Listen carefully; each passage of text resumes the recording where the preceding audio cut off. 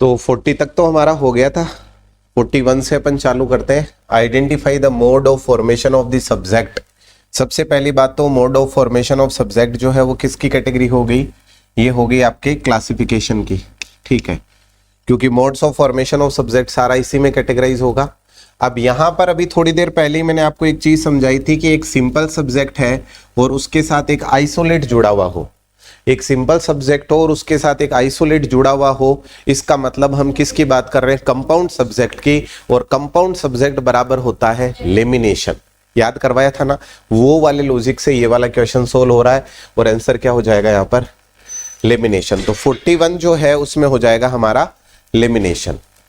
उसके बाद फिर आगे चलते हैं, 42 के लिए बात करते हैं। 42 क्या है? 42 है who introduce the concept of knowledge industry. ये सीधा सीधा रटने वाला क्वेश्चन है, ठीक है। नॉलेज इंडस्ट्री जो कॉन्सेप्ट है वो किसने इंट्रोड्यूस किया है? तो नॉलेज इंडस्ट्री को इंट्रोड्यूस किया है फ्रिज मैकल्प ने। किसने भाई? फ्रिज मैकल्प ने। तो सीधा सीधा याद करना अपने को, नॉलेज इंडस्ट्री जो है वो किसने इंट्रोड्यूस किया है? फ्रिज मैकल्प ने इंट्रोड्यूस किया है। किसको? नॉलेज इंडस्ट्री को, ठीक है। इसके बाद में फिर आगे बढ़ते हैं और ये बिंदु आता है कि सर ये 42 नंबर क्वेश्चन जो है वो कहां से पूछा गया है? तो ये नॉलेज सोसाइटी या लाइब्रेरी सोसाइटी, इसको आप लाइब्रेरी सोसाइटी बोल सकते हैं या फिर इसको आप नॉलेज सोसाइटी बोल सकते हैं। तो यहीं से ये पूछा गया है, ये क्वेश्चन नंबर 42। फिर आगे बढ़ते हैं नेक्स्ट क्वेश्चन की तरफ। 42 के बाद 43 आता है, in which edition of DDC the provision of phase relation. देखिए, फेज रिलेशन का जो प्रोविजन है वो कौन से संस्करण में इंक्लूड है? यहां पर पूछा गया कौन से संस्करण में इंक्लूड है। सेकंड में इंक्लूड है? नहीं है। सेवंथ में है? नहीं है। 11th में नहीं है। फिफ्थ में, 15 में भी नहीं है। ये चारों के चारों ही गलत आंसर है। फेज रिलेशन है वो एडिशन आपका इंट्रोड्यूस हुआ था 60th एडिशन में शायद, ठीक है। 60th और 70th एडिशन में आपका फेज रिलेशन का जो डिस्कशन है वो इंट्रोड्यूस हुआ था। तो ये सारे ही ऑप्शन गलत है यहाँ पर, ठीक है। तो ये डिलीटेड क्वेश्चन है। उसके बाद में फिर नेक्स्ट आता है हमारे पास retro conversion of bibliographic record. Retro conversion क्या होता है? देखो, रेट्रो शब्द से पकड़ो पहले तो आप यहाँ पर। रेट्रो का मतलब ही क्या होता है? हम रेट्रो म्यूजिक के बारे में हमने सुना हुआ है, ठीक है। तो रेट्रो और जो टर्म आ रहा है यहां पर रेट्रो, ये इसके पीछे का क्या है? Retro conversion of bibliographic record. इसका अर्थ है creating a computerised database of all books that exist in library. जितनी भी पुस्तकालय में किताबें उपलब्ध है उन सभी को क्या करना? डिजिटाइज करना, कंप्यूटराइज्ड करना। Creating cataloguing of a new book, नई बुक का कैटालॉग करना। Acquisition of new journal. देखो, इन तीनों में एक शब्द आ रहा है न्यू, न्यू और न्यू। और मैंने आपको क्या बोला कि रेट्रो को पकड़िए आप। रेट्रो का मतलब क्या है? जो पहले से उपलब्ध है, और उपलब्ध है मतलब पुरानी पुस्तकें, उनको कंप्यूटराइज्ड करना। तो रेट्रो से जब हम इसको पकड़ते हैं तो यहां पर आंसर क्या बन जाएगा? Creating a computerised database of all books that exist in A library. जो पहले से आपके पास मौजूदा सभी पुस्तकों का क्या करना? कंप्यूटरीकृत डेटाबेस का निर्माण करना, उसे हम कहते हैं रेट्रो कन्वर्जन, ठीक है। यानी पुरानी पुस्तकों को नया रूप देना, इसको ऐसे समझ सकते हैं अपन। किससे संबंधित है? बिब्लियोग्राफिक रिकॉर्ड की बात हो रही है। बेसिकली आप अगर इसे रखना चाहे तो आप इसे कैटालॉगिंग में रख सकते हैं और बिब्लियोग्राफिक सोर्स में रख सकते हैं, ठीक है। तो ये हमने एक रेफरेंस इंफॉर्मेशन सोर्स नाम से टॉपिक डाला है। तो ये 42 जो है वो इस कैटेगरी में, 43, ओके, 42 तो इधर आ गया, 43। नेक्स्ट आता है हमारे पास 43 किसमें था? फिर निकल गया 43, अच्छा डिलीट हो गया। लेकिन है किसका? ये है ये क्लासिफिकेशन का, ये 43 और देन ये 44।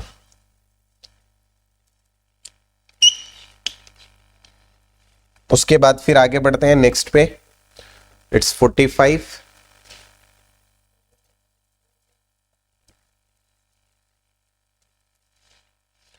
RSS फीड जो है ये किसका टूल है?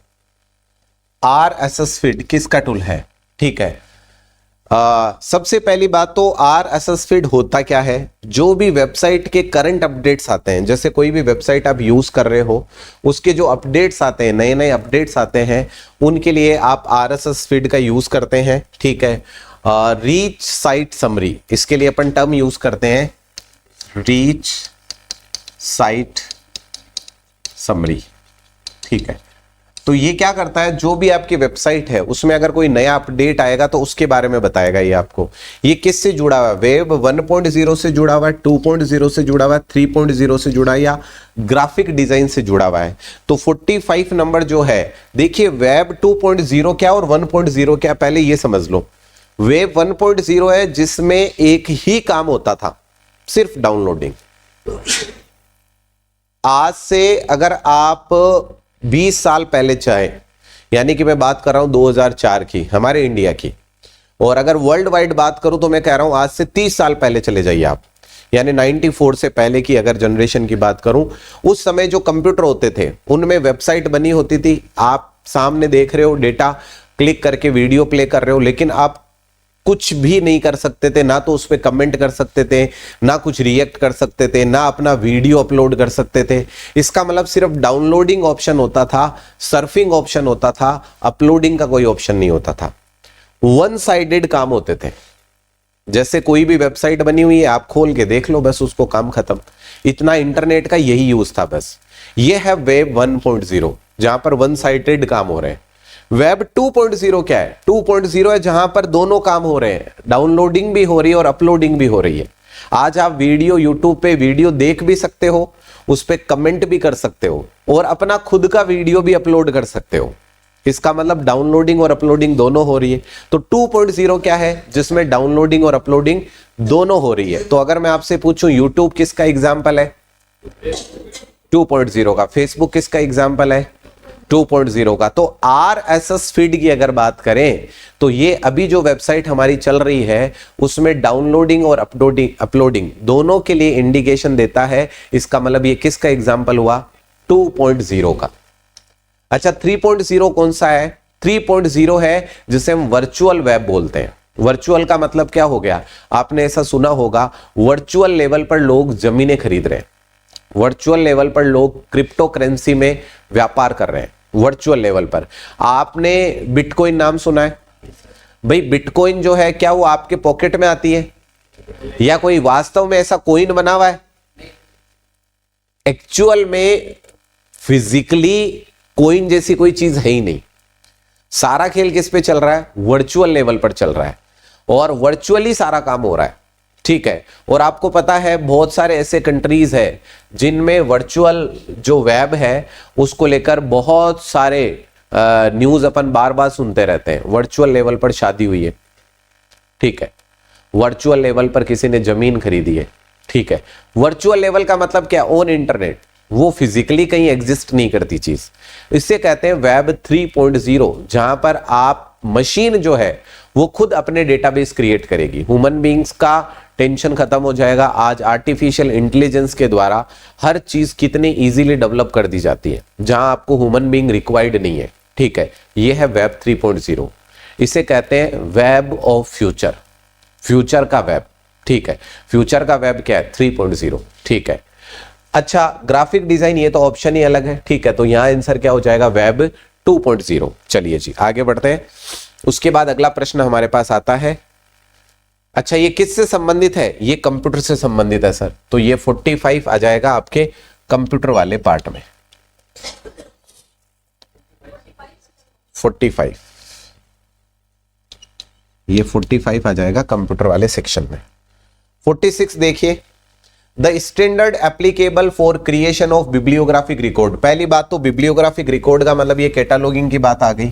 ठीक है, तो 46 इस तरफ आ जाएगा कैटालॉगिंग में। ठीक है, बिब्लियोग्राफिक रिकॉर्ड इज, कौन सा स्टैंडर्ड है जो एप्लीकेबल है बिब्लियोग्राफिक रिकॉर्ड को क्रिएट करने के लिए। ISO 9000 है, मार्क है, Z39.93 है, Z39.88 है। इनमें से कौन सा स्टैंडर्ड है जिसका यूज आप बिब्लियोग्राफिक रिकॉर्ड को क्रिएट करने के लिए करते हैं। अगर आप इनके फुल फॉर्म देखेंगे तो यहां पर मार्क का फुल फॉर्म होता है मशीन रीडेबल कैटालॉग। तो इसका यूज किसके लिए किया जाता है? एक ऐसी मशीन जो रीडेबल कैटालॉग तैयार करती है, यानी कि बिब्लियोग्राफिक रिकॉर्ड तैयार करती है। तो आंसर क्या होगा यहां पर? मार्क। तो 46 जो क्वेश्चन नंबर 46 है, इसका आंसर क्या हो जाएगा? मार्क इसका आंसर हो जाएगा। इसके बाद फिर आगे चलते हैं next 47। What is the relationship between ISBD and cataloging code? सबसे पहली बात तो ये क्वेश्चन किसका हो गया? कैटालॉगिंग का। तो ये 47 कैटालॉगिंग का क्वेश्चन आ गया। ठीक है, What is the relationship between ISBD और कैटालॉगिंग कोड के बीच क्या रिलेशन है? ISBD include cataloging rules. ISBD can replace cataloging rules. They are not related to all. Cataloging code will include bibliographic description. सबसे पहले तो एक बात समझिए कि दो टर्म यहां पर आ रहे हैं, एक आ रहा ISBD और दूसरा टर्म आ रहा है यहां पर कैटालॉगिंग कोड। ISBD जो है कैटालॉगिंग कोड की एक कैटेगरी का नाम है। इसका मतलब ब्रॉड टर्म क्या है, बड़ा टर्म क्या है? कैटालॉगिंग। और कैटालॉगिंग की जो विधियां हैं उनमें से एक विधि का नाम है ISBD। तो यहां पर अब देखिए कौन सा ऑप्शन सबसे इंपॉर्टेंट है। जो मैंने बात अभी समझाई उसके according ISBD include cataloguing rules, ISBD can replace cataloguing rules, they are not related at all, cataloguing code will be included bibliographic description. तो बिब्लियोग्राफिक डिस्क्रिप्शन का ही नाम है ISBD, क्योंकि international standard of bibliographic description, ये जो BD last में आ रहा है, ठीक है, इसका मतलब है बिब्लियोग्राफिक डिस्क्रिप्शन। ये किसके अंदर इंक्लूड है? कैटालॉगिंग कोड के अंतर्गत इंक्लूड है। इसका मतलब आंसर क्या हो जाएगा? डी हो जाएगा। और ये किसका क्वेश्चन है? कैटालॉगिंग का क्वेश्चन है। इसके बाद फिर अगला प्रश्न आता है, which one of the following is not a canon of doctor SR Ranganathan? इनमें से कौन सा कैनन जो है वो SR रंगनाथन ने नहीं दिया? ठीक है, canon of comprehensive, canon of context, reticence और करेंसी। तो आंसर क्या हो जाएगा? फर्स्ट हो जाएगा, कॉम्प्रिहेंसिव इन्होंने नहीं दिया है। तो 48 का आंसर हो जाएगा 1। अच्छा, किससे संबंधित है? तो ये लीजिए भाई, नंबर हो जाएगा ये 48।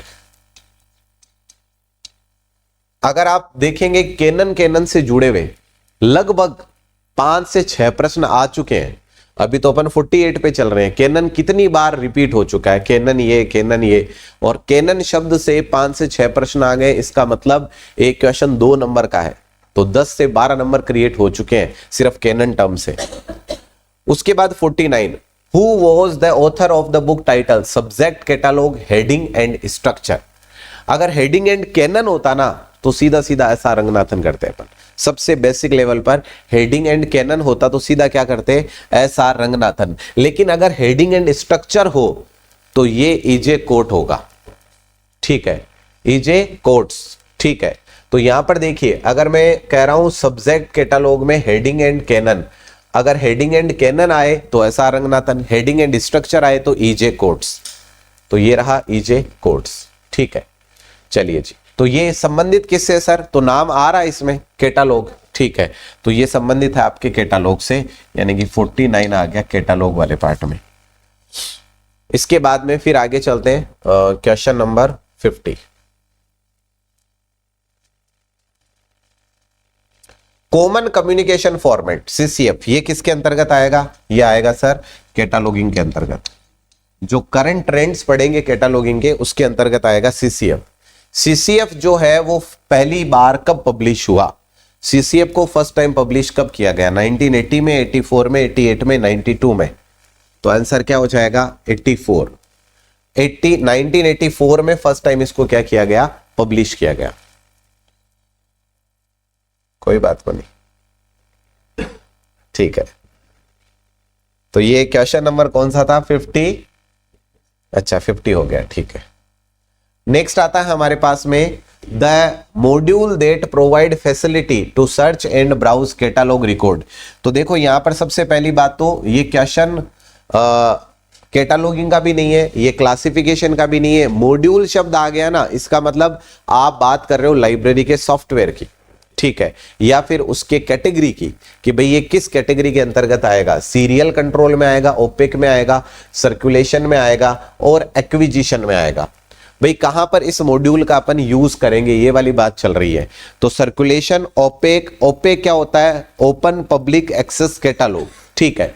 और एक आ रहा हमारे पास सर्कुलेशन यानी कि आदान प्रदान करना, एक आ रहा हमारे पास एक्विजिशन यानी कि ग्रहण करना, और सीरियल कंट्रोल का मतलब है जो भी समसामयिक पुस्तकें होती है, जिसे अपन बोलते हैं करंट अफेयर से जुड़ी हुई किताबें, मान लीजिए उनको अपन समसामयिकी बोलते हैं, जिनकी आवृत्ति शॉर्ट हो, जैसे हर 7 दिन से निकलती है, हर माह निकलती है, ऐसी पुस्तकों को अपन सीरियल कंट्रोल में रखते हैं। अच्छा, तो यहां पर है द मॉड्यूल दैट प्रोवाइड, ऐसा मॉड्यूल जो प्रोवाइड करवाता है फैसिलिटी, किसको, सर्च करने को। सर्च किस में किया जाएगा, जो लिस्ट बनी होगी। सर्च किस में करते हैं, लिस्ट में। लिस्ट को बोलते हैं कैटालॉग। कैटालॉग क्या होता है, सूची। सूची का मतलब लिस्ट। तो सर्च लिस्ट में किया जाएगा, और लिस्ट का ऑप्शन एक ही यहां पर, कौन सा, OPAC, open public access catalogue. तो कैटालॉग में ही तो सर्च किया जाता है, इसलिए आंसर क्या हो जाएगा, बी हो जाएगा। तो 51 किसका पार्ट हो गया, फिर 51 हो गया आपके कैटालॉग का पार्ट। इसके बाद फिर आगे बढ़ते हैं, नेक्स्ट क्वेश्चन आता है, the class number of engineering in DDC. पहली बात तो भाई 52 है किसका, ये है आपके क्लासिफिकेशन का। The class number of engineering in the DDC is, जो इंजीनियरिंग है उसके लिए डीडीसी में क्लास नंबर क्या होगा, ठीक है। तो क्लास नंबर 620, 630, 650, 660, ठीक है। तो ये क्या होगा आंसर, 620, ठीक है। अब आप कहेंगे सर 620 ही क्यों हुआ, ठीक है। तो ये जब डीडीसी पढ़ाएंगे तब आपको हर नंबर पे पर्टिकुलर एक क्लास है और वो याद करवाएंगे आपको, और लगभग आप मेरे साथ में 110 मेन क्लासेस और 100 डिविजनल क्लासेस याद करोगे। और क्योंकि हमारे पास टाइम है तो हो सकता है मैं 1000 पूरी की पूरी सब डिविजनल क्लासेस याद करवा दूं, ठीक है। इसके बाद में 52 के बाद 53, under the main class B in the colon classification B9 रिप्रेजेंट। बी में B9 जो है वो किसका रिप्रेजेंटेशन है, ठीक है। तो ये है एस्ट्रोनॉमी का। B9 किसके लिए है, B9 है आपके एस्ट्रोनॉमी के लिए, ठीक है।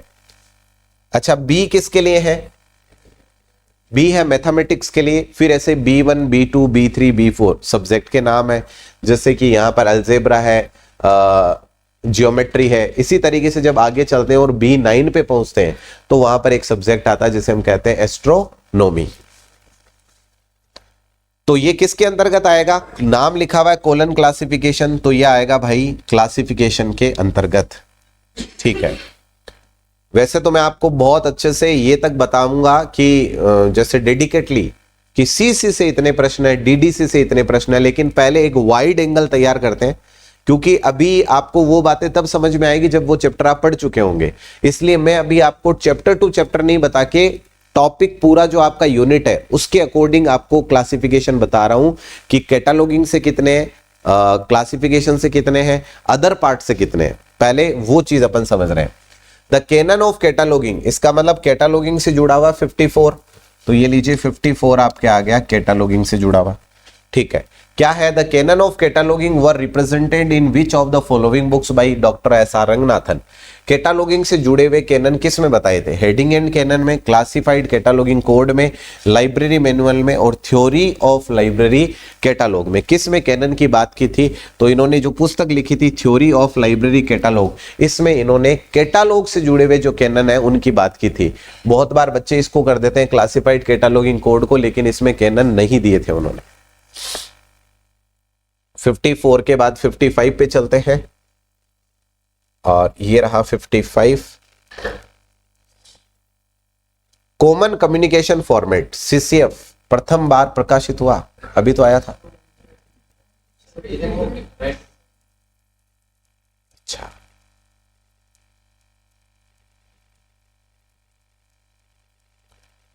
Who has publish the standard description statement of international cataloguing principle ICP 2016, ठीक है। अब ये 1961 नहीं है, ये क्या है, ये 2016 है भाई, ठीक है।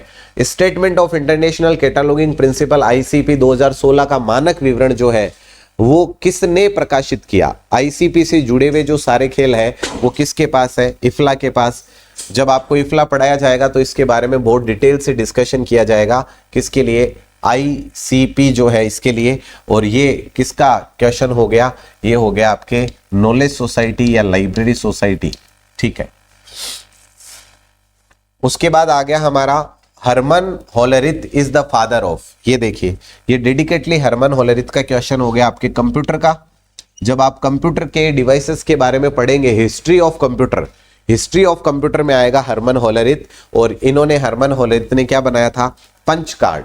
ठीक है, जब आप कंप्यूटर में पढ़ेंगे पंच कार्ड के बारे में, तब अपन वहां लिखेंगे पंच कार्ड के जो फादर है वो कौन है? Herman Hollerith. ठीक है, उसके बाद फिर आगे चलते हैं। Analytical entries prepared for. Analytical entry जो है वो किसके लिए प्रिपेयर की जाती है? तो एनालिटिकल एंट्री तैयार की जाती है पार्ट ऑफ ए डॉक्यूमेंट के एक पर्टिकुलर पार्ट को जज करने के लिए एनालिटिकल एंट्री की जाती है। और ये एनालिटिकल एंट्री शब्द जहां आ जाए, इसका मतलब बात किसकी चल रही है?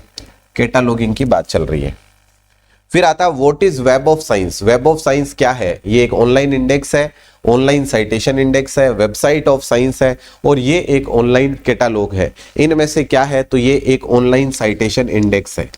ठीक है, तो ये किससे संबंधित हो गया? ये इंडेक्सिंग से संबंधित हो गया। और ये हमारा जो पार्ट है, मैं कंप्यूटर में ही ऐड करना चाहूंगा इसको, क्योंकि मैं कंप्यूटर में टेक पार्ट में ही ये सारी चीजें पढ़ाता हूं। ठीक है, तो 58 अपन जोड़ लेते हैं कंप्यूटर वाले सेक्शन में। ठीक है, क्योंकि ऑनलाइन जितने भी सॉफ्टवेयर डेटा के बारे में पढ़ेंगे वो सारा इसी में। साइंस साइटेशन इंडेक्स को पब्लिश कौन करता है? साइंस साइटेशन इंडेक्स को पब्लिश करता है थॉमसन र्यूटर। कौन करता है? थॉमसन र्यूटर। ठीक है, और ये भी किसका पार्ट हो गया? ये भी आपके कंप्यूटर वाले सेगमेंट का पार्ट हो गया। कंप्यूटर का मतलब सिर्फ वो कंप्यूटर नहीं है, कंप्यूटर का मतलब ई रिसोर्सेज भी आगे मैंने लिखा हुआ है, तो वो दोनों सेक्शन उसी में कवर होंगे। इलेक्ट्रॉनिक जो भी डेटा है वो सारा उसी में कवर होगा। In MARC 21 subject access field are. ठीक है, मार्क 21 इसका मतलब बात होगी कैटालॉगिंग की, तो ये हो गया आपका 60 नंबर किस में आ जाएगा? कैटालॉगिंग में। और मार्क 21 है, उसमें सब्जेक्ट एक्सेस फील्ड जो है वो होते हैं 3, 4, 5, 6। तो सब्जेक्ट जो फील्ड है उसके लिए अपन किसका यूज करते हैं? उसके लिए अपन यूज करते हैं 6 का। ठीक है, आंसर क्या हो जाएगा यहां पर? 6।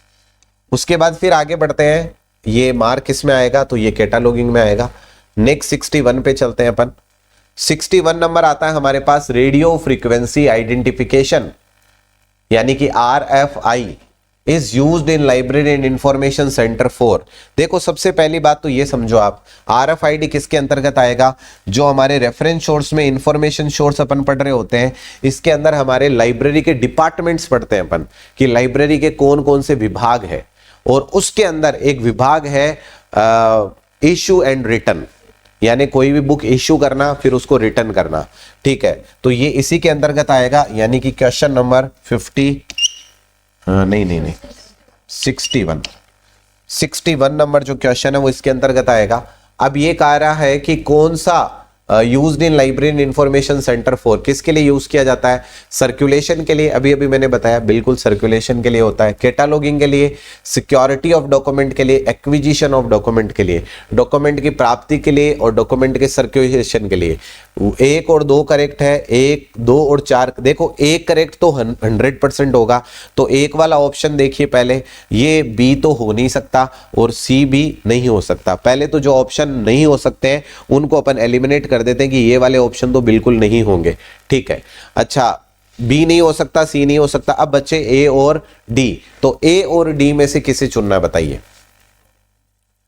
1 नंबर और 2 नंबर। एक कह रहा है कि भाई सर्कुलेशन ऑफ डॉक्यूमेंट, तो ये तो कंफर्म है। कैटालॉगिंग इन ए डॉक्यूमेंट, डॉक्यूमेंट की कैटालॉगिंग के लिए इसका यूज करते हैं। और तीसरा है acquisition of security of document. देखिए, सबसे पहली बात तो ये तो बिल्कुल सही आंसर है सर्कुलेशन के लिए। अच्छा, RFID क्या होता है? पहले ये बात तो समझ ली जाए। RFID होता है, क्या आपने फास्ट टैग ये नाम सुना है? ठीक है, जैसे ही आप टोल पे जाते हैं ऑटोमेटिकली अमाउंट डिडक्ट हो जाता है। अच्छा, आपने डिटेक्ट करवाया नहीं है, जैसे ही आप पहुंचे वहां पर वो जो सिग्नल स्केच करेगा उसके थ्रू अमाउंट कैप्चर करके आपकी गाड़ी की डिटेल आ जाएगी और तुरंत अमाउंट कैप्चर होके उसके अकॉर्डिंग आपका अमाउंट डिडक्ट हो जाएगा। ठीक है, तो वहां पर जो फ्रीक्वेंसी यूज की जा रही है उसका नाम है RFID, रेडियो फ्रीक्वेंसी आइडेंटिफिकेशन। ये तो RFID की फुल फॉर्म हो गया। कहां पर यूज होता है सर? फास्टैग में इस टेक्नोलॉजी का यूज होता है। जब आप फास्टैग सर्च करेंगे ना गूगल पे, तो वो आपको गूगल बताएगा कि फास्टैग में हम RFID टेक्नोलॉजी का यूज करते हैं। अच्छा, ऐसे ही RFID चिप अगर किस पे लगा दी जाए? पुस्तक पे। तो कोई भी बंदा अगर पुस्तक लेके जा रहा है तो उससे उसकी इंफॉर्मेशन ऐड हो जाएगी कि ये बंदे ने ये वाली पुस्तक जो है वो यहाँ लाइब्रेरी से ली है। ठीक है, तो पहली बात तो होगी सर्कुलेशन के लिए काम में लिया जा रहा है। दूसरा, इससे क्या होगा? डॉक्यूमेंट सिक्योर रहेगा। सिक्योर कैसे रहेगा? इधर उधर होगा तो तुरंत पता लग जाएगा कि भाई ये वाला डॉक्यूमेंट कौन लेके गया है। तो डॉक्यूमेंट की सिक्योरिटी के पर्पज से भी ये क्या है? सही है। तो 1 और 3 जो है वो सबसे बेस्ट ऑप्शन है।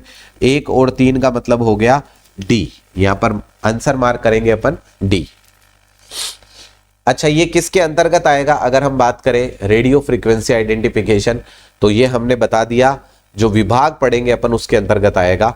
62 नंबर आता है फाइनेंशियल अलोकेशन। ठीक है, फाइनेंशियल अलोकेशन वर्ड आते ही एक नया चैप्टर आता है और इसको अपन बोलते हैं लाइब्रेरी मैनेजमेंट। ये 4 नंबर में यहां लिख रहा हूं, लाइब्रेरी मैनेजमेंट। ठीक है, तो ये लाइब्रेरी मैनेजमेंट के अंतर्गत आता है। ये 62 इधर आ गया, लाइब्रेरी मैनेजमेंट। ठीक है, अच्छा, financial allocation made to a library for purchasing furniture and equipments usually comes under the budget. अगर मान लीजिए आपको कोई फर्नीचर और उपकरण के क्रय हेतु पुस्तकालय को दिए जाने वाला विशेष आवंटन सामान्यतः किस बजट के अंतर्गत आता है? तो ये रिकरिंग बजट के अंतर्गत आता है, एंडोमेंट्स के अंतर्गत आता है, नॉन रिकरिंग के अंतर्गत आता है और एनुअल ग्रांट के अंतर्गत आता है। सबसे पहले एक छोटी सी बात समझना, रिकरिंग ग्रांट्स कौन से हैं? रिकरिंग ग्रांट्स वो है जो फिक्स है। जैसे मान लीजिए कि स्टाफ को सैलरी देनी है, हर महीने देनी है, वो ग्रांट, वो जो अमाउंट है वो हर महीने लगना है। ये जो खर्चे होंगे, जैसे स्टाफ की सैलरी है, ये हर महीने लगना ही है। ठीक है, तो स्टाफ की सैलरी जो है वो क्या हो गई? रिकरिंग हो गई। लेकिन ऐसे खर्च जो कभी कभार होते हैं, जो फिक्स नहीं होते, यानी कि नॉट फिक्स्ड वाले जो बिहेवियर्स है, इस तरह के जो खर्च होते हैं वो नॉन रिकरिंग में आते हैं। तो अगर कोई फर्नीचर मंगवाया जा रहा है तो वो कोई रोजाना थोड़ी मंगवाना है। ठीक है, वो तो कभी कभार मंगवाया जाएगा, जब रिक्वायर्ड होगी तब मंगवाया जाएगा। इसका मतलब वो किस में जाएगा? वो जाएगा नॉन रिकरिंग ग्रांट में, और ये आपके लाइब्रेरी मैनेजमेंट के अंतर्गत अपन पढ़ते हैं। ठीक है, उसके बाद नेक्स्ट आता है ETD। ETD डेटाबेस जो है वो इंडिया में किसके द्वारा मेंटेन किया जाता है? ठीक है, ETD क्या है? Electronic thesis dissertation. डिसर्टेशन का मतलब होता है फैलाना। ठीक है, तो ETD जो है वो किसके द्वारा मेंटेन किया जा रहा है? ETD मेंटेन किया जा रहा है आपके शोध गंगा के द्वारा। ठीक है, शोध गंगा जो है वो ETD को क्या करती है? मेंटेन करती है, थीसिस को मेंटेन करती है। अगर यहां पर ऐसे लिखा होता ETD इन प्रोग्रेस, क्या लिखा होता? ETD in progress. मतलब इसका मतलब ये हुआ, अगर आपने प्रोग्रेस वर्ड साथ में जोड़ दिया ना, यहां गंगा की जगह गंगोत्री हो जाएगा। ठीक है, जैसे ही आप ऐसे बोलते हो कि थीसिस रिपोर्ट, तब तो बोल देते हैं अपन शोध गंगा। थीसिस इन प्रोग्रेस या रिसर्च इन प्रोग्रेस या ETD इन प्रोग्रेस, जैसे ही इन प्रोग्रेस वर्ड जुड़ा तुरंत हमारा आंसर गंगा की जगह क्या हो जाता है? गंगोत्री हो जाता है। ठीक है, चलिए जी आगे बढ़ते हैं। ये प्रश्न किससे संबंधित है सर? ये फिर से मैं कहूंगा रिसोर्सेज वाला जो पार्ट है उससे संबंधित है। 63। इसके बाद है 64। 64 की अगर अपन बात करें, अच्छा और भी ऑप्शन है क्या? जल्दबाजी कर दी फिर। ETD डेटाबेस मेंटेन बाय शोध गंगा, शोध गंगोत्री, विद्यानिधि और इंडेस्ट AICT। 63 जो है उसमें अब ऑप्शन को भी मैच कर लेते हैं अपन। सबसे पहले है ऑप्शन 1 और 3। ठीक है, पहला ऑप्शन जो है वो है 1 और 3, 1 और 3 यानी कि शोध गंगोत्री और शोध गंगा। अभी अभी मैंने बताया कि शोध गंगोत्री तब होगा जब इन प्रोग्रेस वर्ड आए, तो ये वाला ऑप्शन तो हो ही नहीं सकता। इस ऑप्शन को हटा दो जिसमें 1 आ रहा है, 1 इसमें आ रहा है, ये हो नहीं सकता। ठीक है, शोध गंगा कंफर्म होगा तो 3 तो आना ही चाहिए। 3 किस में नहीं आ रहा, तो 3 इसमें भी है, इसमें भी है और इसमें भी है। ठीक है, अच्छा एक वर्ड आ गया विद्यानिधि, ठीक है, और एक वर्ड है इंडेस्ट AICT। अब अगर आप बात करते हैं विद्यानिधि की, शोध गंगा की और इंडेस्ट AICT की, सारे के सारे जो टर्म्स आ रहे हैं उनमें से इंडेस्ट AICT जो है ये डेडिकेटली काम किसके लिए करता है, ये तो एजुकेशन जो प्लेटफॉर्म है उसके रूप में काम करता है, और हम बात कर रहे हैं थीसिस की, यानी कि जो रिसर्च रिपोर्ट्स है उनकी बात कर रहे हैं, तो ये वाला ऑप्शन भी बाहर गया। तो 2 ऑप्शन काम करेंगे यहां पर 2 और 3, यानी कि विद्यानिधि और शोध गंगा, ये दोनों किसके लिए काम करते हैं, ETD के लिए काम करते हैं। तो ये आंसर हमारा यहां पर हो जाएगा C, 2 और 3 हो जाएगा, 63 में C हो जाएगा। इसके बाद 64 पे चलते हैं। ETD वाला मार्क कर लिया ना अपन ने, किस में आता है, तो किस में आता है बताओ, 63 कंप्यूटर वाले पार्ट में, ए रिसोर्सेज में। चलिए 64 देखिए, 64 क्या कह रहा है, 64 कह रहा है identify the chronological order of the following cataloguing rule. सबसे पहले कौन सा आया, ठीक है, AACR2 आया, CCC आया, AA कोड आया या ALA कोड आया।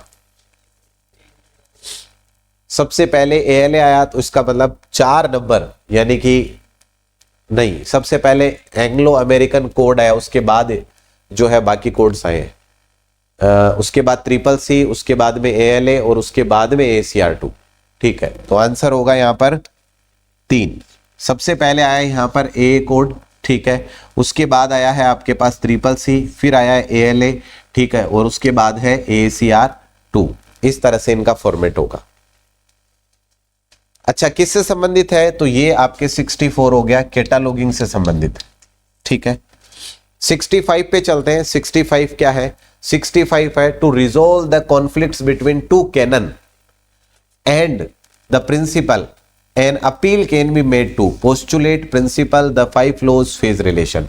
किसके पास अपील करेंगे आप, पोस्टुलेट्स के पास करेंगे। ठीक है, अगर कोई कॉन्फ्लिक्ट है और उसको अगर सॉल्व करना है तो कॉन्फ्लिक्ट को सॉल्व करने के लिए किसके पास जाएंगे, ठीक है, तो ये जाएंगे अपन the appeal can be made to, ठीक है, ये करेंगे द 5 लॉज। ठीक है, अब देखिए 5 लॉज, और एक तो है आपके बेसिक लॉ और एक है फंडामेंटल लॉ। ठीक है, 2 तरह के टर्म है। तो ये अगर आपको अपील करनी है तो किससे करना है, जो 5 लॉज है उसमें कौन सा जो कैनन है वो सेटिस्फाई कर रहा है, उसके अकॉर्डिंग आपको क्या करना है, अपील करना है। ठीक है, तो यहां पर आंसर क्या हो जाएगा, यहां पर आंसर हो जाएगा द 5 लॉज। अच्छा किससे संबंधित है, ये आप कैनन में रख सकते हैं इसको। ठीक है, तो 65 अपन इधर रखते हैं क्योंकि वहां पर अपन पढ़ेंगे इसके बारे में। उसके बाद in which year delivery of book act, delivery of book act का मतलब ये आ गया इधर 66। IPR जो अपन ने पढ़ा था उसके साथ में हम डिलीवरी ऑफ बुक्स एक्ट जो है वो साथ में ही कंसल्ट कर रहे होते हैं। तो यहां पर देखिए delivery of book act came into, तो 1954।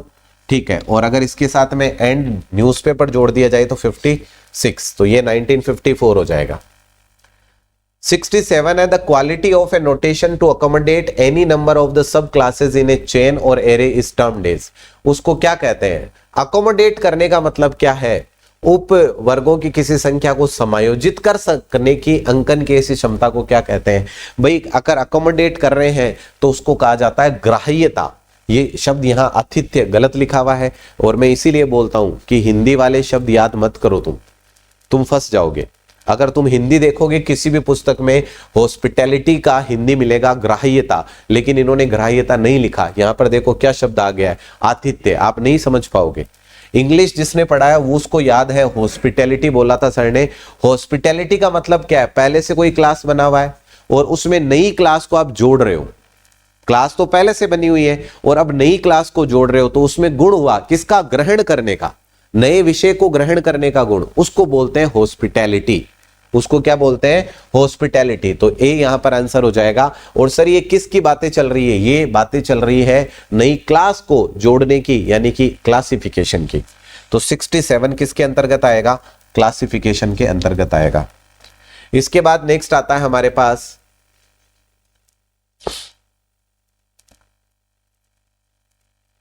68। Which of the following is not a part of word treatment in language dictionary? ठीक है, इसमें से कौन सा जो है वो भाषा शब्दकोश के निरूपण का भाग नहीं है। ग्लास, स्थानीय भाषा, व्युत्पत्ति और व्याकरणिक सूचना, इनमें से कौन सा इसका पार्ट नहीं है। तो ग्लास जो है, ग्लोसरी जिसे अपन कह देते हैं, ग्लास टर्म अपन यूज कर देते हैं, ये लीजिए ग्लोस, इसका क्या हो जाएगा, आंसर हो जाएगा।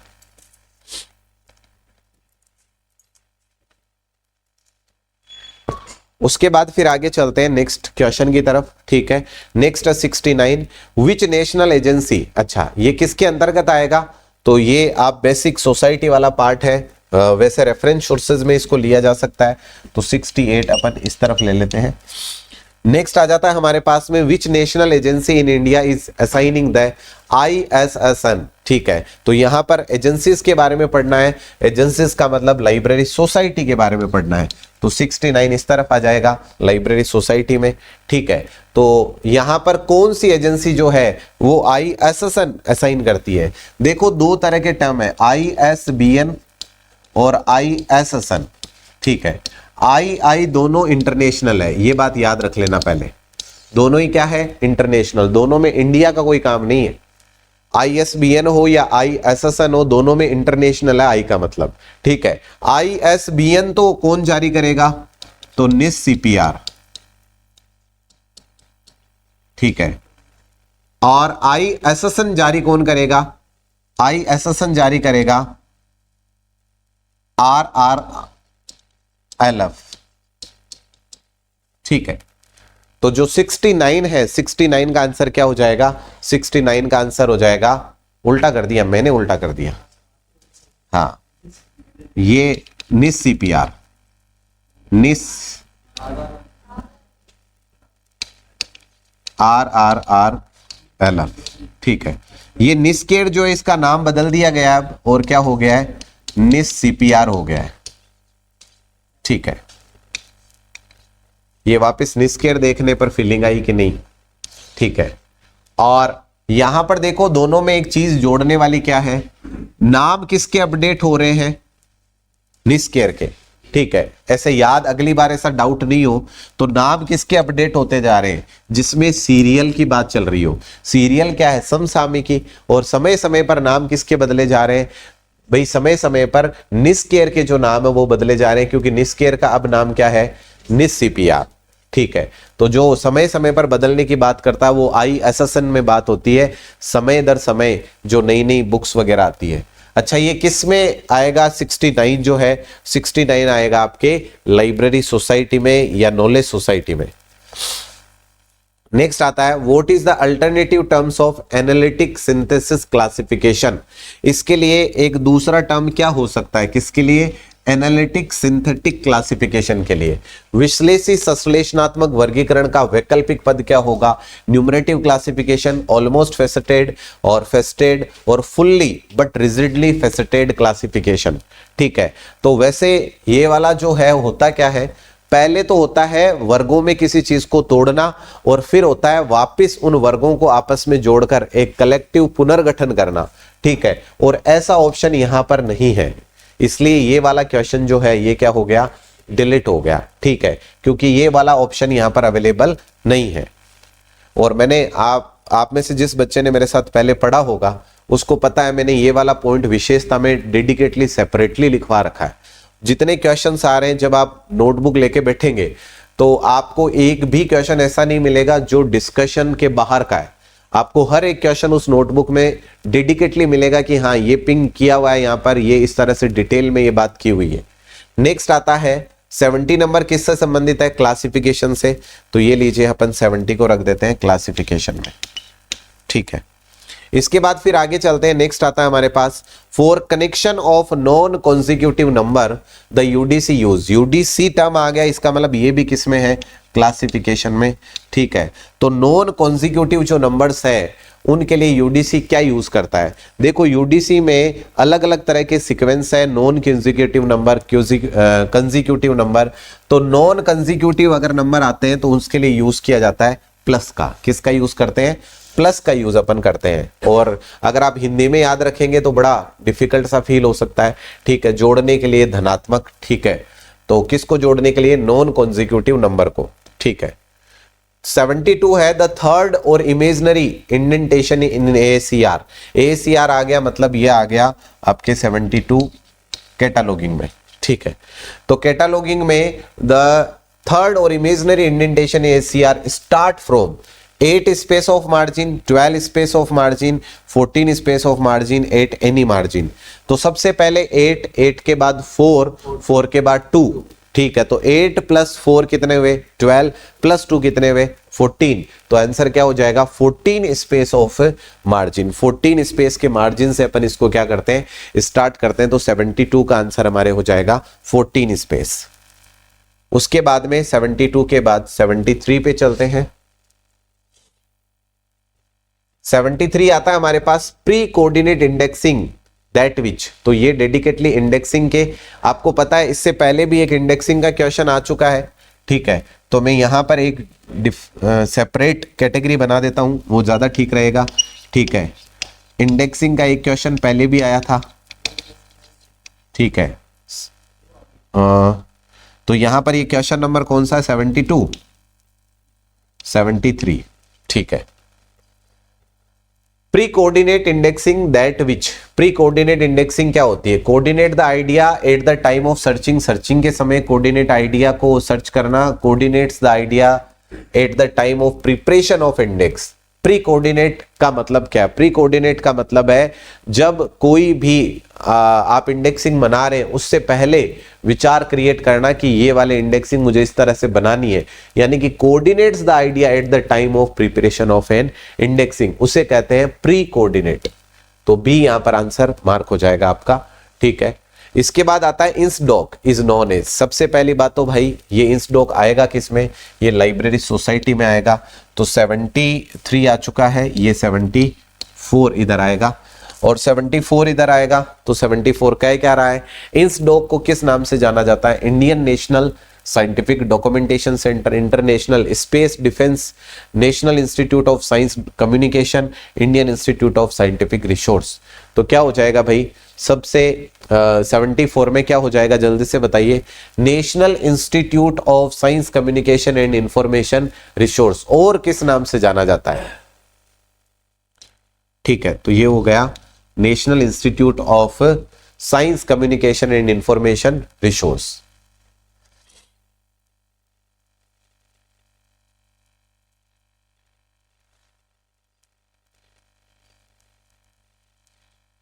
ये कैसे हो सकता है,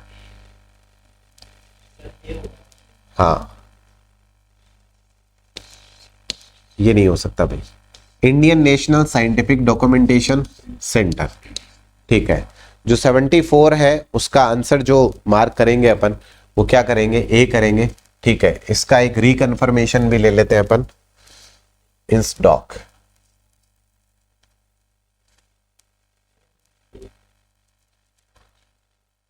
हाँ, वो आप वाली बात को कंफर्म करने के लिए ही एक रिकन्फर्मेशन ले रहे हैं अपन।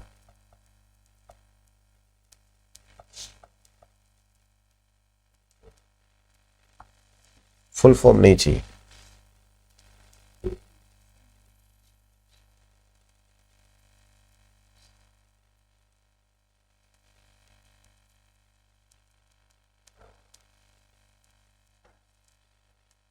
ये रहा देखो, the national institute of science communication and information resource. ठीक है, जो इंसडॉक है वो अब क्या बन चुका है, निस्केयर बन चुका है। तो इस वजह से इसका आंसर बिल्कुल सी ही होगा। ठीक है,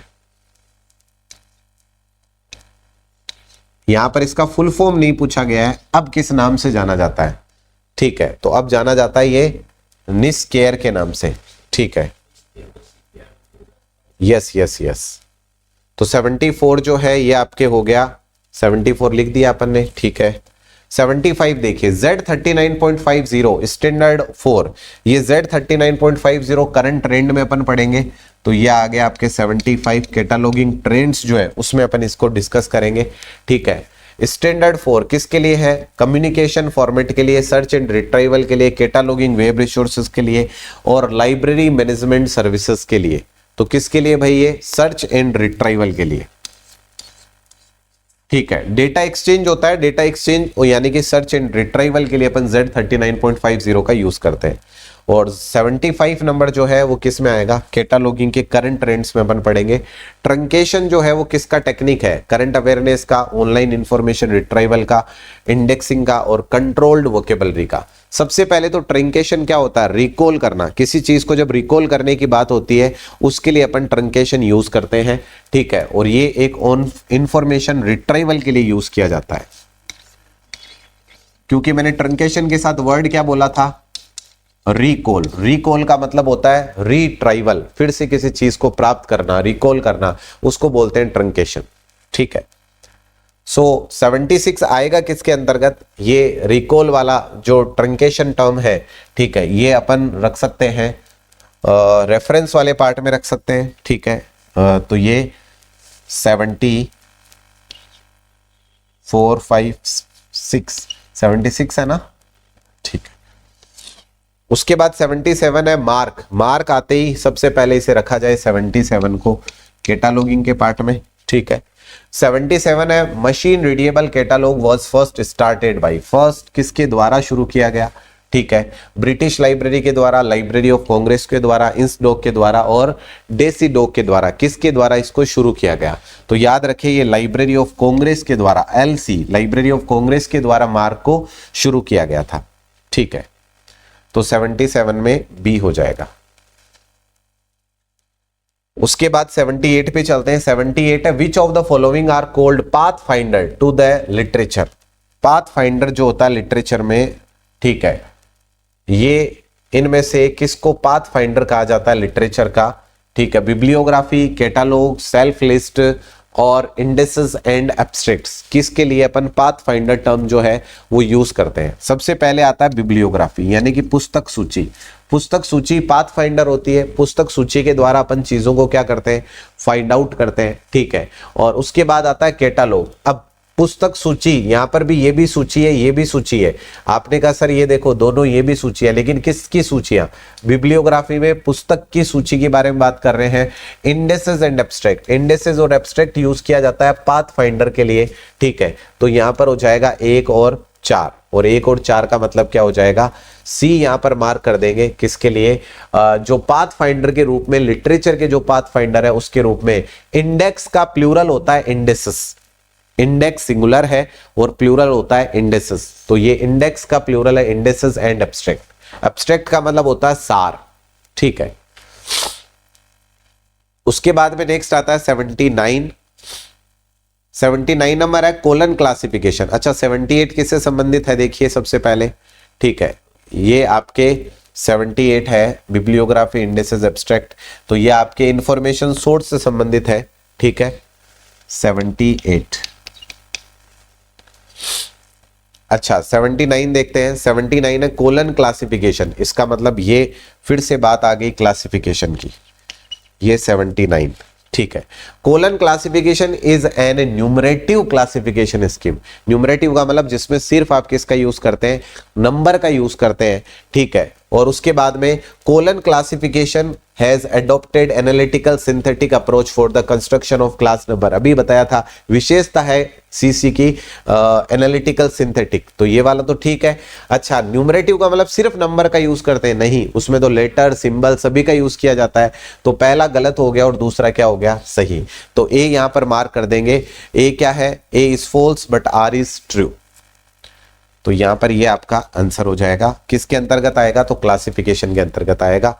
information about scale and projection can be found. अच्छा ये किसके अंतर्गत आएगा? सबसे पहले ये आएगा इंफॉर्मेशन सोर्स के अंतर्गत, ठीक है। अच्छा, किसकी इंफॉर्मेशन की बात चल रही है? देखिए, information about scale and projection can be found in, जो आपके इंफॉर्मेशन स्केल और प्रोजेक्शन यानी पैमाने और प्रक्षेपण के बारे में जानकारी अगर प्राप्त करनी है तो एनसाइक्लोपीडिया से मिलेगी, हैंडबुक से मिलेगी, हैंडबुक ऑफ मैनुअल से मिलेगी, ज्योग्राफिकल सोर्स से मिलेगी, या फिर डायरेक्टरी से मिलेगी। इनमें से किस से मिलेगी? तो भाई अगर आपको पैमाने के बारे में यानी कि स्केलिंग के बारे में जानना है तो स्केलिंग के बारे में जानकारी आपको मिलती है ज्योग्राफिकल सोर्सेस से। ठीक है, कोई भी पैमाना आंकना है अगर तो वो ज्योग्राफिकल सोर्स चाहिए उसके लिए। ठीक है, उसके बाद नेक्स्ट आता है हमारे पास ministry of education government of Delhi will be rendered according to the classified cataloguing code. ये लो भाई 81 किसके अंतर्गत आ गया? आपके कैटालॉगिंग के अंतर्गत आ गया। क्या कह रहा है? According to classified cataloguing code ministry of education government of Delhi, ये किस तरीके से लिखा जाएगा? अगर CCC के अकॉर्डिंग लिखा जाए तो हम कैसे लिखेंगे? तो सबसे पहले लिखेंगे दिल्ली, ठीक है, उसके बाद कोमा, फिर उसके बाद एजुकेशन, मिनिस्ट्री ऑफ एजुकेशन में एजुकेशन लिखेंगे, फिर ब्रैकेट में लिखेंगे मिनिस्ट्री ऑफ। तो इसका मतलब आंसर क्या हो जाएगा? डी आंसर हो जाएगा। नहीं सर, ब्रैकेट में लिखना पड़ेगा ना, जो भी नाम होता है वो ब्रैकेट में लिखते हैं। ठीक है, वो मेन टाइटल तो आपने यहां पर लिख दिया। किसका पार्ट है? एजुकेशन। एजुकेशन किसका? मिनिस्ट्री का। उसके बाद में देखिए 81 के बाद में नेक्स्ट हमारे क्वेश्चन आता है 82। 81 किसका पार्ट हो गया? कैटालॉगिंग का पार्ट हो गया। 81 लिख दिया ना अपन ने, यस। 82 आता है हमारे पास according to classified cataloguing code. इसका मतलब ये भी किसका है?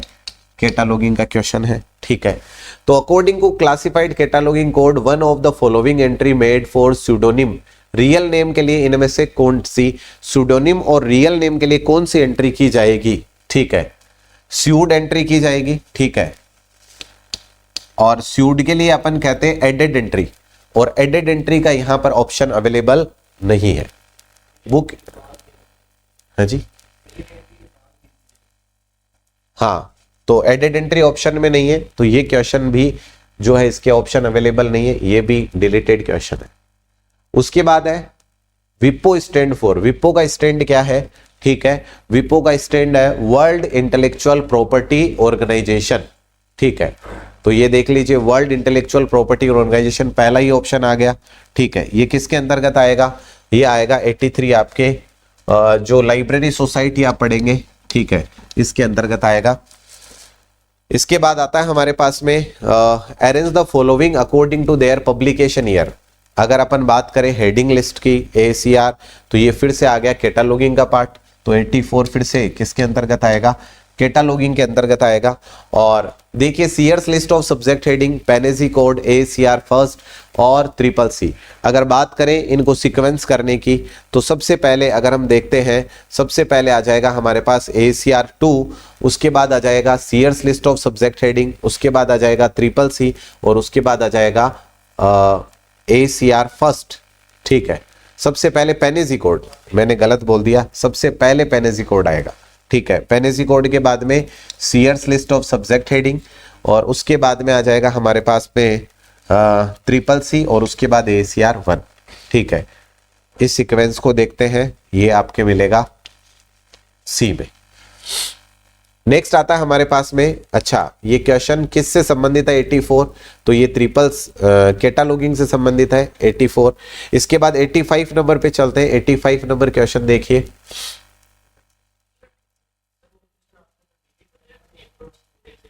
हाँ जी हाँ जी, सही कहा है, बताइए। नहीं, लिखते किस में? एडेड एंट्री के कैटेगरी में लिखते हैं ना, उसमें कैटेगरी का मेन नाम दिया गया है कि भाई मेन कैटेगरी कौन सी होगी। ठीक है, हाँ आपकी बात सही है, एडेड एंट्री का सब टाइटल दे दिया उसमें। ठीक है, वो आपकी बात सही है कि बुक के जो कैटेगरीज बनाएंगे उसमें अपन लिखेंगे, लेकिन उसका नाम देना चाहिए ना। फिर मेन पार्ट दिया हुआ है, वो बात क्लास इंडेक्स एंट्री रखते हैं, ये बात सही है। क्लास इंडेक्स की सब कैटेगरी का नाम दे देते तो ज्यादा बेहतर होता, क्योंकि उसमें बहुत सारी एंट्री है क्लास इंडेक्स एंट्री में। तो वो डिलीट होने के पीछे का पर्पस वही था कि उसमें मेन एंट्री जो क्लास इंडेक्स एंट्री में हम जो अलग अलग एंट्रीज कर रहे हैं, जैसे स्यूडोनिम की एंट्री करते हैं। ठीक है, इसके अलावा इलुस्ट्रेटर की करते हैं, ट्रांसलेटर की करते हैं, रिवाइजर की करते हैं, तो इस तरह के जो नाम है वो साथ में दे दिए जाते, तो वो बेसिकली सोल्व हो जाता। 85 जो है वो आपके हैं मैच करने का question, Henri La Fontaine, H Bliss, C A Cutter, और यहां पर किसकी बात चल रही है, यहां पर क्लासिफिकेशन के स्कीम की बात चल रही है, तो ये 85 भी किसके अंतर्गत आ गया, क्लासिफिकेशन के अंतर्गत आ गया। अब याद रखना आप, बिब्लियोग्राफिक क्लासिफिकेशन, बिब्लियोग्राफिक ब्लिस, ठीक है, तो बिब्लियोग्राफिक को किससे जोड़ दो, ब्लिस से जोड़ दो, हेनरी ला फाउंटेन तो यूडीसी, ठीक है, उसके बाद सीए कटर, सीए कटर है, सीए बंदा काम करता है एक्सपेंसिव, ठीक है, और जेसीएम हैंसर जो है वो लाइन ऑफ कंट्रोल, ठीक है, तो इसके अकॉर्डिंग हमारा आंसर मार्क हो जाएगा, ठीक है। तो 85 में अगर हम क्वेश्चन का आंसर देखें तो ए के लिए क्या होगा, हेनरी ला फाउंटेन के लिए ए के लिए हो जाएगा 4, ए के लिए 4, तो पहला ही आंसर मार्क हो जाएगा, तो 85 में हो जाएगा आपका ए आंसर मार्क हो जाएगा 85 में, ठीक है। और उसके बाद फिर आगे चलते हैं नेक्स्ट पे, 86 है, Seymour Lubetzky and Mary Piggott are associated with which of the following, ये किससे संबंधित है, सिम्यूर लुप्टेस्की जो है वो किससे संबंधित है, तो ये संबंधित है कैटालॉगिंग से, ये दोनों ही बंदे किससे संबंधित है, कैटालॉगिंग से। जब कैटालॉगिंग की मैं डेफिनेशन लिखवाता हूं उसमें मैं सिम्यूट लुप्टेस्की ने जो डेफिनेशन दी है वो मैं आपको लिखवाता हूं, वहीं से आप इस क्वेश्चन को सॉल्व कर सकते हैं, ठीक है। और यहां पर देखिए 86 किससे संबंधित हो गया, कैटालॉगिंग से संबंधित हो गया। इसके बाद फिर आगे बढ़ते हैं 87 पे, identify the correct sequence of the facet formula for book number, book number के फैसेट फॉर्मूला की बात किस में होती है, कैटालॉगिंग में, तो 87 सॉरी क्लासिफिकेशन में, ठीक है। तो बुक फॉर्मूला ऐसा रंगनाथन ने जो दिया है, ठीक है, अच्छा सीक्वेंस करना है सेट, ठीक है, लाइफ या भी SCCR, life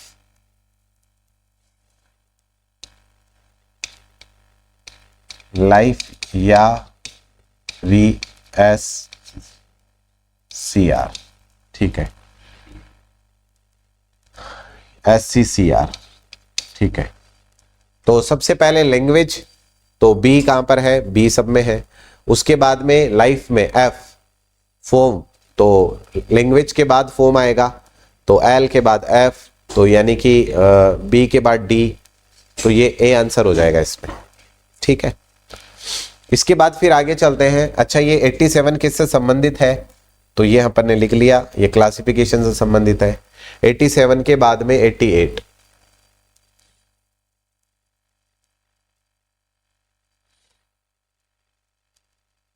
relation between political science with history, geopolitics, medical jurisprudence, ठीक है। और ये देखो क्वेश्चन आज इसी पेपर में आया था, मेडिकल जूरिप्रूडेंस, इसी पेपर का ये प्रश्न है।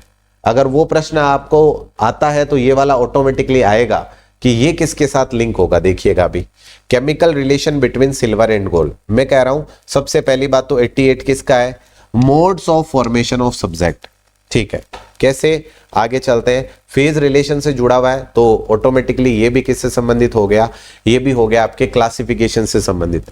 रिलेशन की जब भी बात है, सबसे पहले तो जियोपॉलिटिक्स है, जियोपॉलिटिक्स में पर्टिकुलर एक नाम दिया हुआ है और कुछ भी नहीं दिया हुआ, ठीक है। जियोपॉलिटिक्स, रिलेशन बिटवीन, बिटवीन का मतलब क्या है, बिटवीन का मतलब है दो के बीच में रिलेशन है, ठीक है।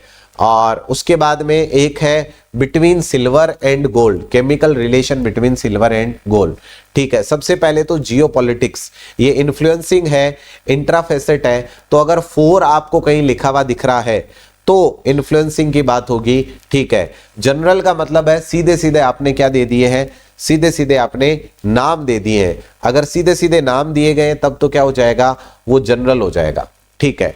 तो अगर हम बात करते हैं सबसे पहले रिलेशन बिटवीन पॉलिटिकल साइंस, ठीक है, ये किससे संबंधित है, तो एक का संबंध किससे है, सबसे पहले एक का संबंध किससे है, एक का संबंध देखिए किससे है, ये रहा relation between political science with history, ये हो गया जनरल आपका, ठीक है। जनरल के बाद बी है जियोपॉलिटिक्स, जियोपॉलिटिक्स क्या है, पॉलिटिक्स को ज्योग्राफी की तरफ इन्फ्लुएंस किया जा रहा है, ठीक है। तो ये जियोपॉलिटिक्स क्या होगा आपका, इन्फ्लुएंसिंग, यानी पॉलिटिक्स फॉर जियो, ठीक है। और फोर शब्द आते हैं, इन्फ्लुएंसिंग वाली बात हो जाती है, ठीक है। और उसके बाद में नेक्स्ट हमारे पास आता है मेडिकल जूरिस्प्रूडेंस, ठीक है। और इसमें बात किसकी हो रही है? इसमें बात हो रही है बाइसनेस की, ठीक है। ये लीजिए, ये बाइसनेस आ गया। और chemical relation between silver and gold, तो ये आ गया आपका इंट्रा एरे जनरल रिलेशन, ठीक है। Relation between silver and gold, दोनों मेन क्लासेस के रूप में दोनों के कंपैरिजन हो रहे हैं, तो इंट्रा एरे जनरल रिलेशन, ठीक है। तो इस तरीके से 88 का जो आंसर है वो क्या हो जाएगा? सी आंसर आपका हो जाएगा। किससे संबंधित है? क्लासिफिकेशन का है, ठीक है। अच्छा, नेक्स्ट क्वेश्चन आता है आपके मॉर्गन डेवलप्ड। जो मॉर्गन है उन्होंने कौन सी थ्योरी डेवलप की है? Theory of motivation. कौन सी डेवलप की है? Theory of motivation. ये आप शायद साइकोलॉजी में भी पढ़ते होंगे, ठीक है। तो ये 89 आपका किसके अंतर्गत आ जाएगा? मैनेजमेंट के अंतर्गत। उसके बाद है heredity has no impact on. Heredity किस पर इम्पैक्ट नहीं करती? फिजिकल डेवलपमेंट पे, हेल्थ पे, इंटेलिजेंस पे और स्कूल पे। तो भाई हेरिडिटी वाला ये वाला क्वेश्चन तो वैसे जो है आपके उससे साइकोलॉजी से जुड़ा हुआ है, अपने बस की बात है नहीं, ठीक है। फिर भी क्या आंसर होगा आप ही जानो इसका, ठीक है। हेरिडिटी किस पर इम्पैक्ट नहीं डालती?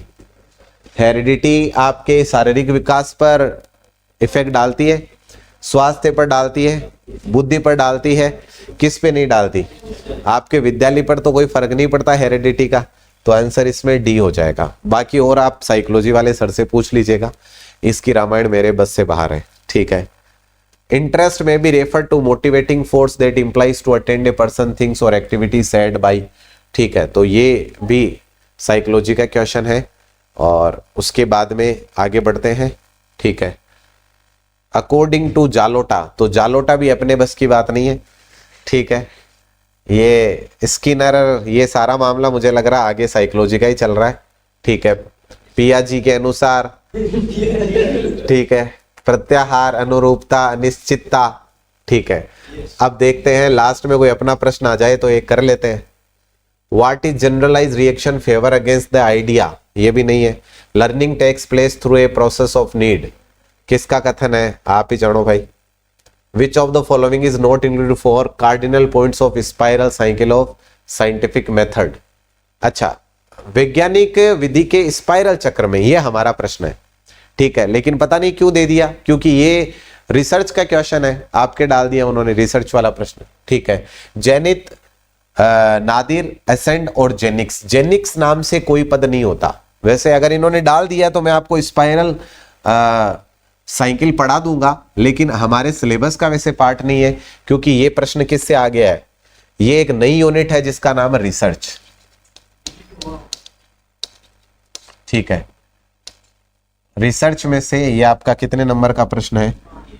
99, ठीक है। डिलीट हो गया क्या?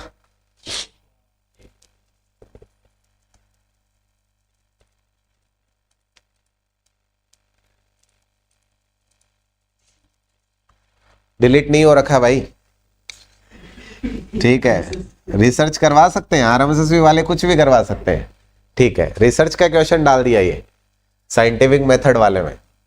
ये तो मेरा ठीक है यूजीसी नेट में पढ़ा हुआ है, अदरवाइज सोचना पड़ता है ये कहां से आया है। Who defined notation as a short hand, ठीक है। तो ये आपके फिर से किसका आ गया? क्लासिफिकेशन का, ठीक है। शॉर्ट हैंड किसने कहा? इसी रिचर्डसन ने, ठीक है। तो ये आपके 100 क्वेश्चन है, उसका कैलकुलेशन है। अब जो हमने ओवरऑल पूरी कैलकुलेशन 100 क्वेश्चन की ली है, वो कैसे काम कर रही है वो थोड़ा सा देखते हैं। और अब इनकी एक समरी तैयार करते हैं कि क्लासिफिकेशन से टोटल क्वेश्चन कितने आए हैं, ठीक है, वो देखते हैं अपन। तो ये देखिए सर, सबसे पहले क्लासिफिकेशन से total number of question, classification से टोटल नंबर ऑफ क्वेश्चन कितने आए हैं। सबसे बड़ा पार्ट मुझे जो लगा यहाँ पर वो कौन सा लगा? क्लासिफिकेशन। इससे नंबर ऑफ क्वेश्चन की अगर बात करें तो ये देखिए नंबर ऑफ क्वेश्चन यहाँ से कितने आए हैं? 1 2 3 4 5 6 7 8 9 10 11 12 13 14 15 16, 17, 18, 19, 20, 21, 22, 23, 24, 25, 26, 27, 28, 29, 30, 31, 32, 33, 34, 35, 36, 37, 38। तो भाई एग्जैक्ट अगर हम बात करें 38 क्वेश्चन की, तो 38 क्वेश्चन तो डायरेक्टली किससे आए हुए हैं, क्लासिफिकेशन से। और अब अगला पार्ट आता है, बड़ा पार्ट, जिसे हम कहते हैं कैटालॉगिंग। तो कैटालॉगिंग से कितने प्रश्न हैं, तो ये देखिए 1 2 3 4 5 6 7 8 9 10 11 12 13 14 15 16 17 18 19 20 21। तो 21 क्वेश्चन जो है वो आपके किस पार्ट से हैं, कैटालॉगिंग पार्ट से हैं, ठीक है। और इसके बाद अगला पार्ट हमारे पास जो इंपॉर्टेंट है वो है लाइब्रेरी या नॉलेज सोसाइटी, ठीक है, नॉलेज सोसाइटी, ठीक है। अच्छा, इससे कितने प्रश्न आए हुए हैं अगर हम देखें, तो इससे आए हुए 1 2 3 4 5 6 7 8 9 10 11 12 13 14 15 प्रश्न जो है वो आपके आए हुए हैं लाइब्रेरी नॉलेज सोसाइटी से, ठीक है। इसके बाद फिर आगे बढ़ते हैं, अगला प्रश्न जो है वो आता है कंप्यूटर का। कंप्यूटर देख लेते हैं, कंप्यूटर से कंप्यूटर ई रिसोर्सेज, तो 6 प्रश्न है कंप्यूटर और ई रिसोर्सेज से। ई रिसोर्सेज वर्ड डाल देता हूं मैं, उसमें कंप्यूटर भी आ जाएगा, ई रिसोर्स और कंप्यूटर। तो इससे टोटल कितने, इससे है टोटल 6। उसके बाद आगे आपके रेफरेंस और इंफॉर्मेशन सोर्स, ठीक है, रेफरेंस या फिर इंफॉर्मेशन सोर्स, इससे कितने आए हुए हैं भाई, इससे आए हुए हैं 7, ठीक है, 3 3 6 और 1 7। उसके बाद इंडेक्सिंग से 2 आए हुए हैं, ठीक है, अच्छा लाइब्रेरी मैनेजमेंट का था, ठीक है, लाइब्रेरी मैनेजमेंट के 2, इंडेक्सिंग का 1, ये लीजिए लाइब्रेरी मैनेजमेंट जो है उससे आपके आ गए 2, और इंडेक्सिंग का जो है वो आ गया आपके 1 क्वेश्चन, ठीक है। और इसके बाद क्या बच गया, 1 रिसर्च का, 1 क्वेश्चन आ गया आपके रिसर्च का, रिसर्च का आ गया आपके 1, ठीक है।